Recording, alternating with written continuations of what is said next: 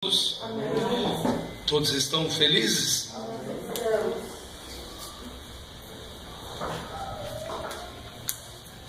Como eu disse inicialmente, nós vamos trabalhar hoje uma questão que traz ansiedade, angústia e até depressão nas pessoas. O nosso tema hoje é uma indagação: porção ou sorte? O grande problema dos seres humanos está exatamente em que ele vê a vida, o resultado da vida, o sucesso da vida, como sorte e não como porção.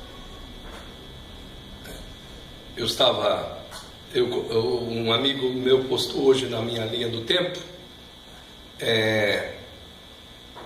um texto no qual Paulo fala que apanhou, que passou muito sofrimento, e aí, se ele fosse consultar hoje os grandes comunicadores do horário nobre da TV, eles falariam da seguinte maneira: um diria, isso é porque você não dá o dízimo; outro, porque você não é bom ofertante; e um outro diria, tem algo errado na sua vida.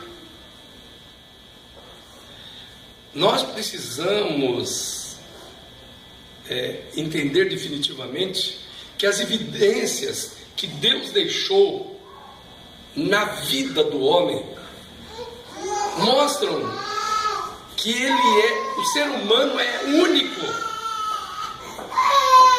Ele é único. Ele é incomparável. Ele é ímpar. Olha quantas evidências. Nós temos falado sobre isso, mas é bom que repitamos agora. Nós temos uma impressão digital. Nós temos um DNA. Nós temos uma íris única que é um ponto de identificação. Nós temos uma palma da mão que é muito bem trabalhada na biometria nos bancos e em outros lugares. Nós temos o andar, que se descobre que nenhum ser humano tem um andar semelhante. São catalogadas essas situações, mas eu creio que existem mais ainda. Deus vai mostrar mais ainda. Então, por que sorte? E eu vejo uma coisa que está pegando, Quando eu creio em sorte, como é que eu vejo o meu companheiro? Eu o vejo como companheiro ou como concorrente? Esse que é o problema. No tempo do pastor Abimael, como presidente da FUMAP, ele fez um levantamento como o jovem via o outro.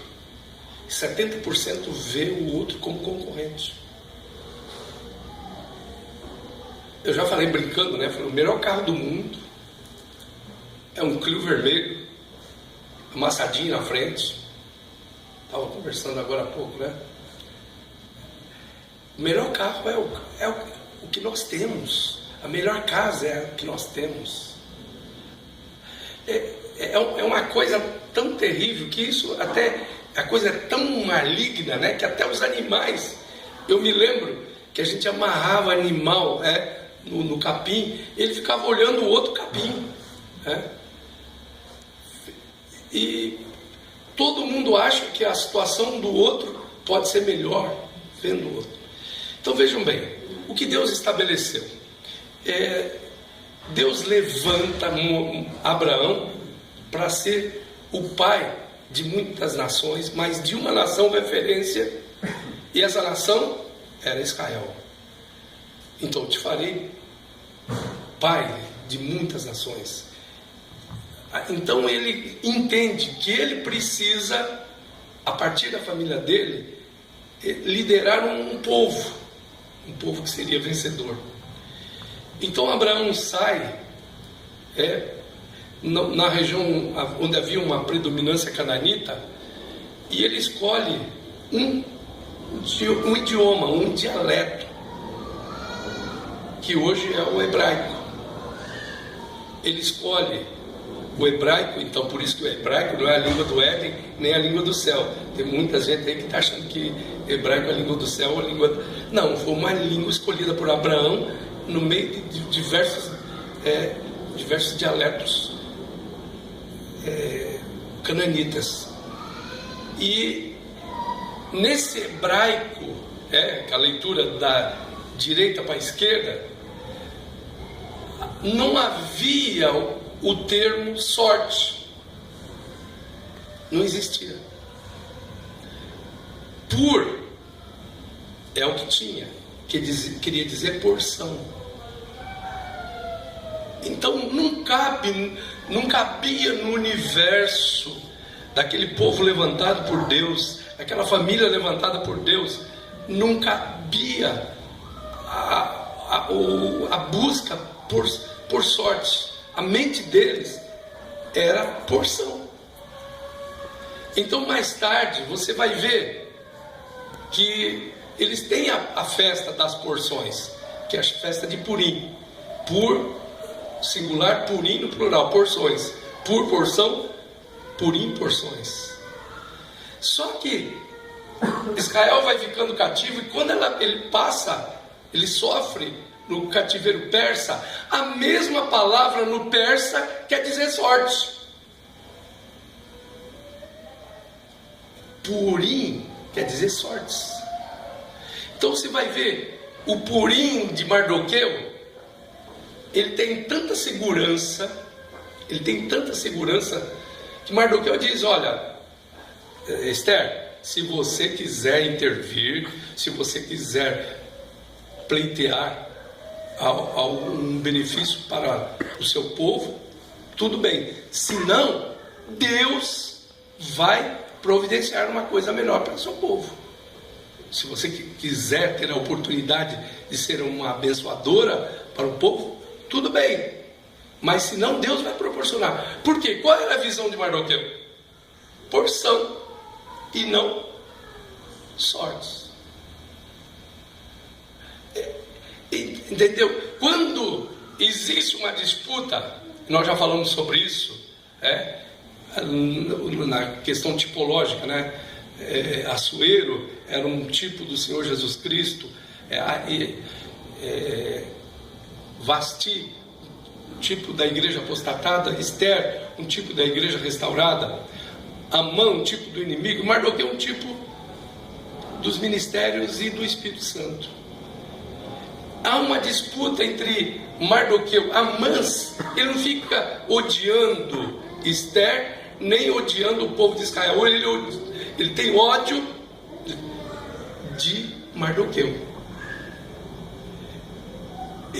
Então chega o momento do Purim. O que Mardoqueu esperava? Tudo bem, de uma maneira ou de outra. Se Esther quiser usar o seu poder de rainha, maravilha. Se não, Deus vai proporcionar outra coisa, porque a visão dele era de porção. Agora, Amã, com o mesmo nome, Purim, ele acreditava em sortes. E quem venceu? A porção venceu a sorte. A corda de enforcamento preparada por Amã para enforcar Mardoqueu, enforcou exatamente Amã. Então, Deus, na pessoa do Espírito Santo, hoje está trazendo a você essa reflexão. Como é que você vê a vida? Porque se você vê a vida como sorte, você tem que ficar ansioso mesmo. Você tem que ficar inseguro quanto ao futuro.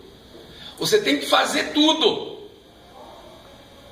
Você tem que fazer tudo e muito mais. Você tem que correr atrás mesmo. Porque você está correndo atrás de sorte. Agora, se você acredita que Deus é a sua porção, olha que lindo isso aí. O Senhor é a porção da minha herança e o meu cálice. Tu és o arrimo da minha sorte.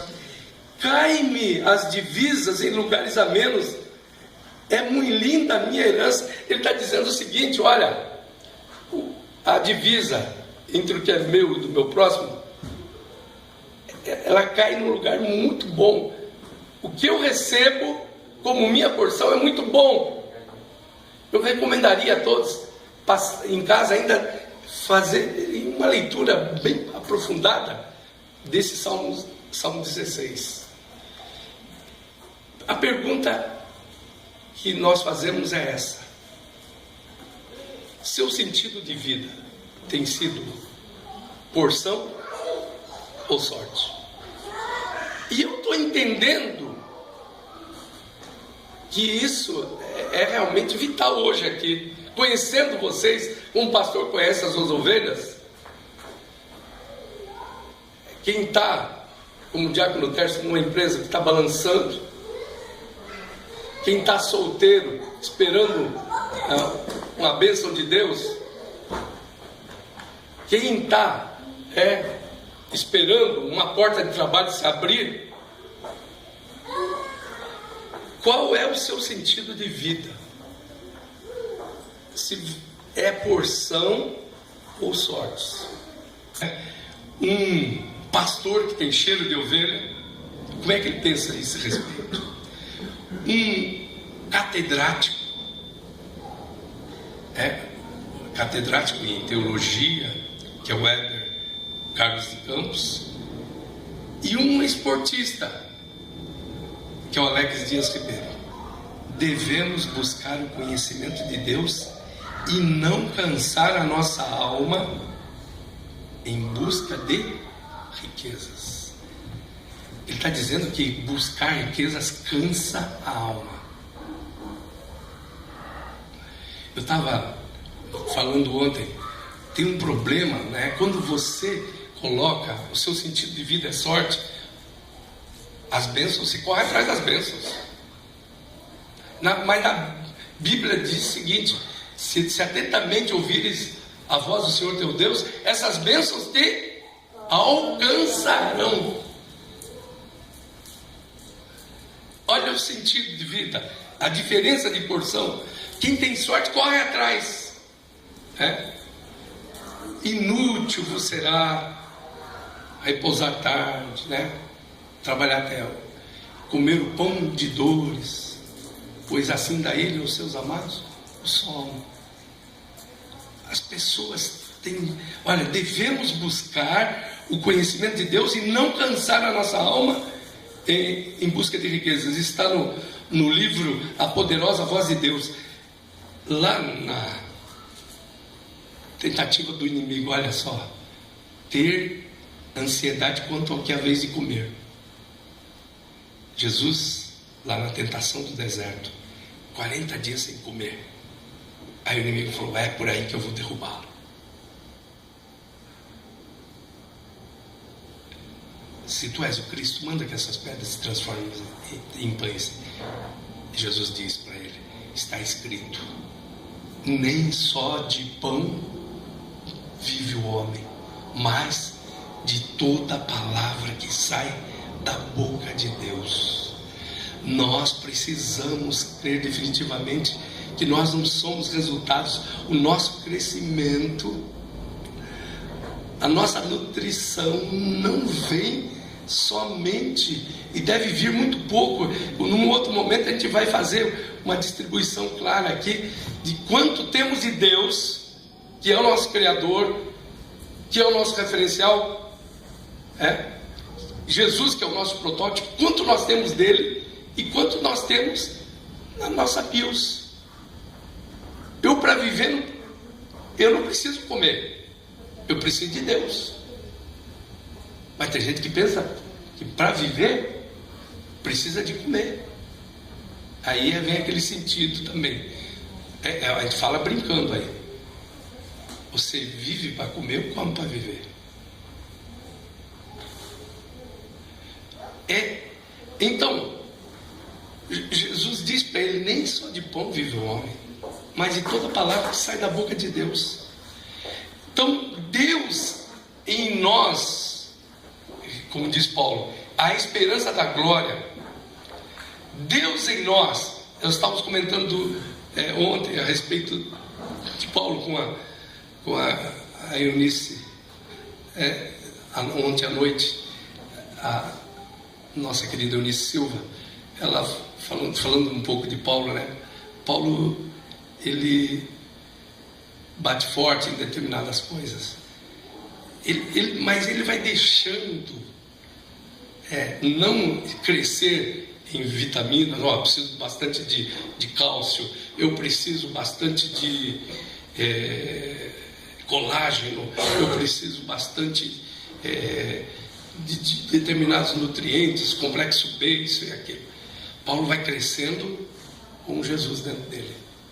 Ele começa a crescer, Jesus vai crescendo dentro dele, vai crescendo dentro dele, até que ele chega à condição de dizer: não mais vivo eu, mas Cristo vive em mim.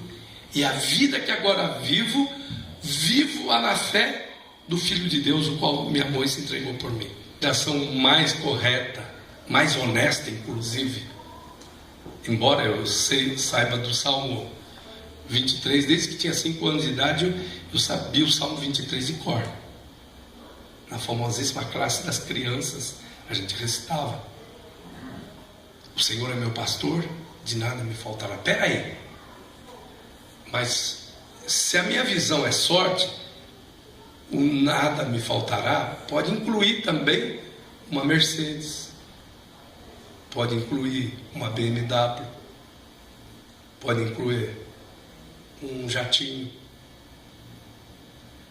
E a tradução mais honesta, a interpretação mais correta, porque aí existem valores, não só de transliteração, mas de verdadeira tradução, que é: o Senhor é meu pastor, de nada sentirei falta.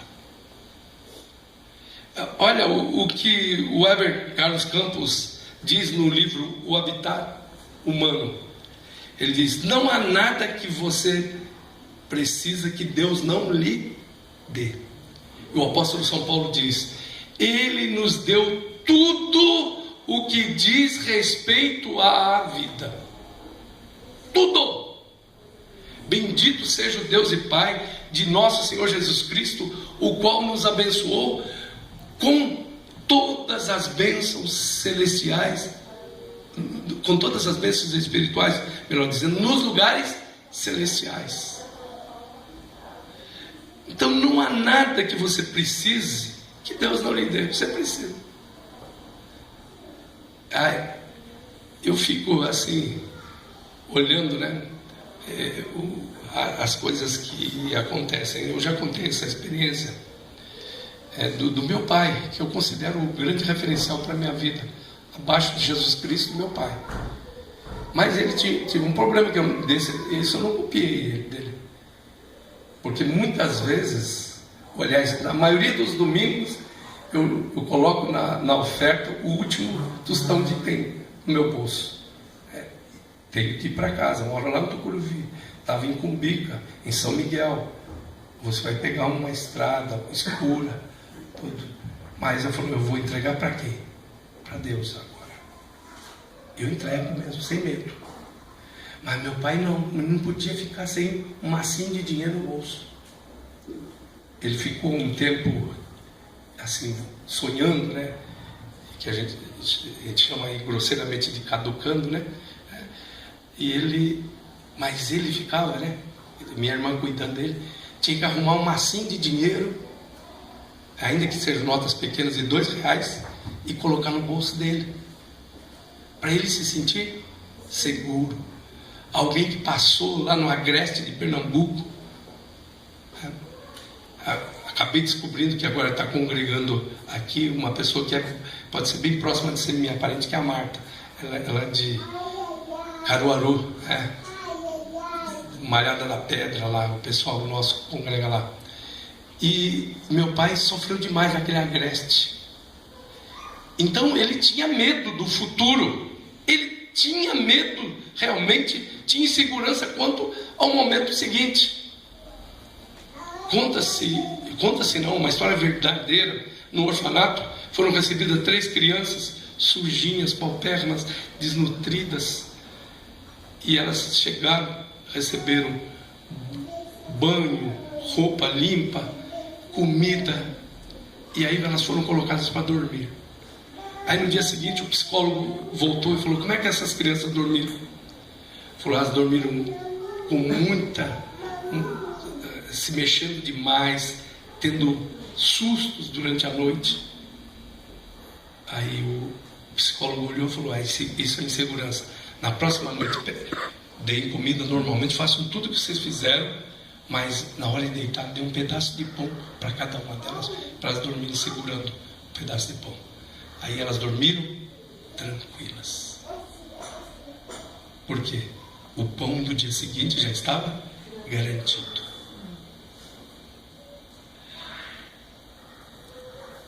Olha o que diz o Alex Dias Ribeiro, que foi um corredor de Fórmula 1 bem sucedido.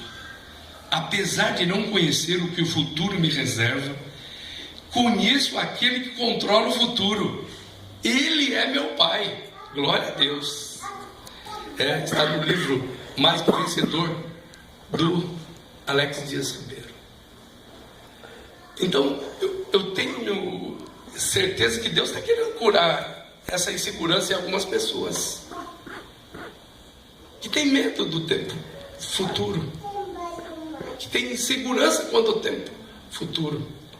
Olha, Deus, ele leva Israel para depender dele.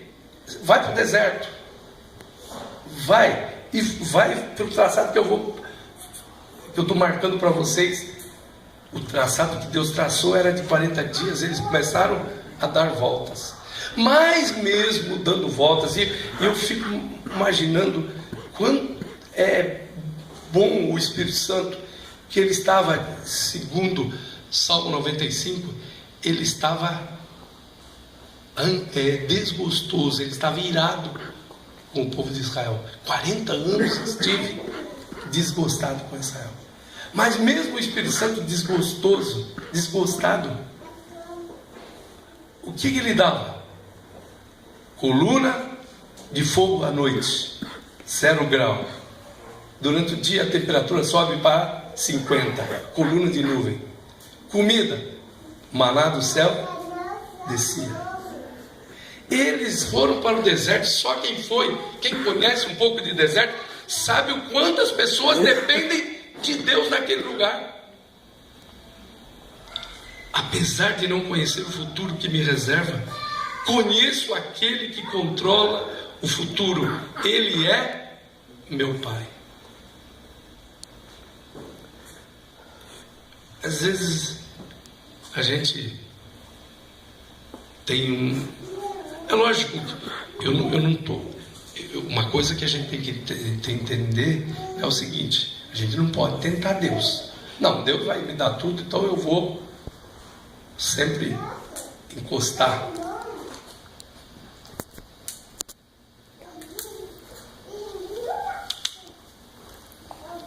Deus na parede para ele entrar com providência, entrar com provisão. Assim, também está escrito na segunda vez: não tentarás o Senhor teu Deus. A gente tem que fazer a parte, gente, do homem. Como é que é a vida? Como é que é a divisão de tarefas na vida? Provérbios 16:1 diz: do homem são as preparações, do Senhor é a resposta da boca. Eu não vou deixar. Falou, como Deus é provedor, Ele vai fazer tudo. Não, você não pode fazer isso. Mas o problema todo das pessoas está realmente na questão de o sentido de vida ser sorte. Eu tive sorte na vida. Para com isso. Olha, o Senhor é a minha porção, a porção da minha herança e o meu cálice. Tu és o arrimo da minha sorte. Essa ideia de arrimo aqui, nessa palavra no hebraico, é que a coisa que está lá definitivamente como uma garantia para a minha vida. Eu não preciso me preocupar. eu tenho que fazer a minha parte. Olha, aí ele diz o seguinte: cai-me as divisas dos lugares amenos, é muito linda a minha herança. Presta bem atenção, quando você tem confiança que o Senhor é a sua porção, olha o que Abraão faz. Ló, não vamos ficar mais juntos. Vamos nos separar agora. Você escolhe o lado que você quer ir. Se você for para a direita, eu vou para a esquerda. Se você for para a esquerda, eu vou para a direita. E diz o historiador que aquele lado, logicamente que Ló, muito esperto, escolheu o lado mais bonito, mais fértil. O lado que Abraão escolheu não, que ficou para Abraão, como está escrito aqui: cai-me as divisas em lugares amenos, é muito linda a minha herança. Já viram aquelas pessoas que saem procurando um lugar melhor, não tem o menor respeito às vezes por pessoas com condições especiais, essas pessoas que consideram muitas vezes até o idoso, até o deficiente, um concorrente, ele vai lá e ocupa o lugar dele, senta no lugar dele, ocupa a vaga na garagem do supermercado. Tem gente tão imoral, porque isso é imoralidade mesmo, que ele estaciona numa vaga especial de físico. Essa pessoa considera o deficiente que tem um direito a esse estacionamento, uma vaga especial com um pouco de espaço à direita, um pouco à esquerda. Eles deram até isso aí um concorrente. Por quê? Porque a ideia dele: nossa, eu tive uma sorte, encontrei uma vaga de deficiente. Porção ou sorte? É triste, porque quando a gente tem sorte, a principal causa da ansiedade é termos a vida como o resultado da vida como sorte, o encaminhamento da vida como sorte. Olha como é que o que tem para amanhã? Bom, todo mundo aqui tem contas para pagar, tem coisa para resolver amanhã. Mas se o Senhor é a minha porção, aí Pedro diz: ó, lançando sobre ele toda a vossa ansiedade, porque ele tem cuidado de vós. Eu já falei algumas vezes que esse lançar no grego é espiriviante, que é aquela ação da pá carregadeira, né? Quando solta, ela abre assim, solta em cima do basculante, solta de uma vez, né? Lançar, abre assim, cai aquele torrão, aquele monte de terra, cai na caçamba assim. É lançando sobre ele toda a vossa ansiedade, porque ele tem cuidado de vós. Ter o Senhor como porção é muito vantajoso. Agora, vocês já imaginaram um José? Qual era a porção dele? Aí Deus começou a mostrar para ele em sonhos que a porção dele era grande. Aí as coisas começaram a dar tudo errado. Mas peraí, se eu serei o superior aos meus irmãos, os meus irmãos terão que começar já a se encurvar diante de mim. Começam a dizer: esse é o cara, esse cara. E nada, ao contrário, esses irmãos começam a persegui-lo, começam a achar que ele era muito metido, e ele na ingenuidade, ele começa a contar os sonhos para os irmãos. Imagina, esse pirralho aí, eu vou me encurvar diante dele, mas nunca eu vou me encurvar diante dele. Aí eles começam a falar: vamos que esse menino realmente tenha sorte. Aí eles planejam acabar com ele. E a história todos vocês conhecem. Ele cai, ele é jogado dentro de uma cova, ele é vendido. E aí, exatamente o que era a porção? A história vai, inclusive algum dia, talvez os registros, arqueológicos podem chegar a mostrar que talvez uma grande autoridade no mundo, porque veio de Deus, foi José. Não falando em termos de economia. A economia é formada da seguinte maneira: oikos mais nomos, ordem na casa. E tudo isso começa a partir do quê? Da interpretação do sonho que ele teve de Faraó, das vacas, tempo das vacas gordas e o tempo das vacas magras. Ele é recrutado pelo rei para ser o administrador, e ele prepara tudo. Nos 7 anos de fartura, os 7 anos das vacas magras, ele armazena, e aquelas nações grudadinhas, assim, agregadas com o Egito, também entraram no mesmo esquema. Silos, armazéns foram sendo construídos, e ele houve um abastecimento. Com uns 7 anos, eles estavam com uma safra recorde. E aí, na sequência, vieram os 7 anos. Então, todos os princípios básicos hoje da economia surgiram a partir dessa interpretação de José no sonho. Se a porção de José não fosse porção, ao contrário, fosse sorte, ele seria um azarado, né? Tem uns irmãos daqueles, eu sou um azarado mesmo, ter esse tipo de irmão. Eu sou azarado ter um chefe como esse, como Potifar, que tem uma mulher terrível, mulher sedutora, que mentirosa ainda. Mas a porção dele estava guardada.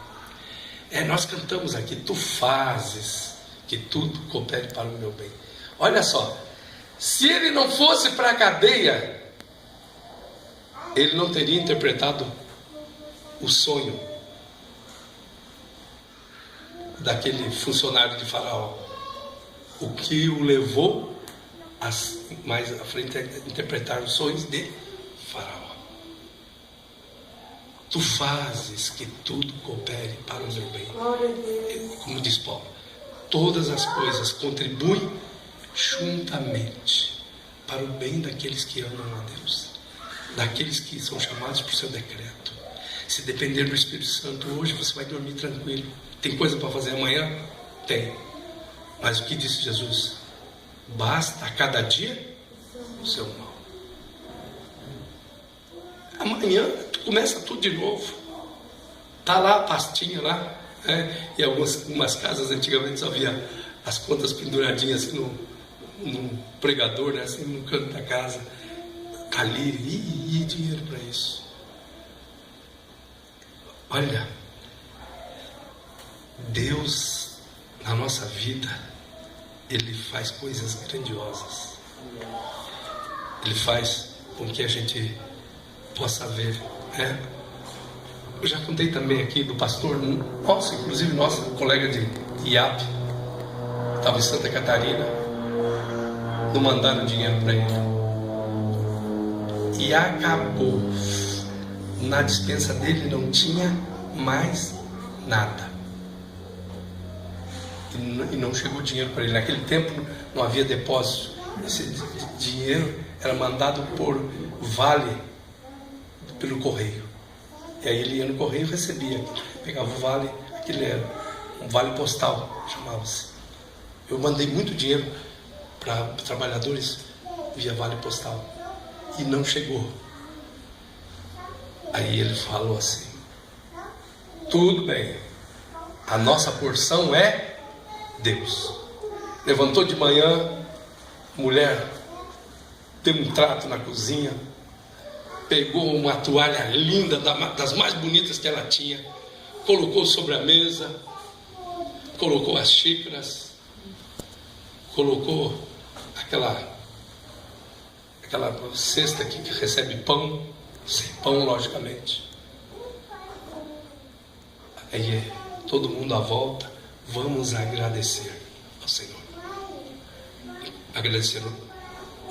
Obrigado, Senhor, pelo pão de cada dia, o pão nosso de cada dia. Obrigado, Senhor. Mal ele terminar, tocou a campainha, a vizinha falou: olha, eu fiz uma fornada de pão e me senti um desejo muito grande de trazer esses pães para vocês. Tu és a minha porção, tu és a minha herança. Olha, nada, sabe o que é nada? Porque a gente fica desconfiado muitas vezes, né? O inimigo começa a colocar essas desconfianças na cabeça. Será que Deus não me ama? Será? Aquelas perguntas bobas, né? Se Deus me ama, por que está acontecendo isso? A pergunta, mais uma vez eu digo, é uma pergunta equivocada. O para quê? Nós já falamos aqui, existem 5 causas que são catalogadas na Bíblia para as nossas desventuras. A primeira é pecado. As mãos estão estendidas, mas os vossos pecados fazem separação entre vós e o vosso Deus. A segunda é colheita. Deus não se deixa escarnecer. Tudo que o homem semear, disso também ceifará. A terceira, permissão divina para a manifestação da sua glória. Perguntaram para Jesus: esse rapaz aqui, ele é cego por quê? Ele pecou ou seus pais pecaram? Jesus disse: nem ele, nem os seus pais. Mas foi para que através desse momento o Filho de Deus fosse glorificado. Olha só. Mas esse camarada é amigo de Jesus e ainda morre. Falou: essa morte não é para a morte. Essa doença não é para a morte. Mas é para que através dela o Filho de Deus seja glorificado. A quarta questão é provação. Tem coisa estranha acontecendo na minha vida? Amados, não estranheis a ardente prova que vem sobre vós, como se coisa estranha estivesse acontecendo.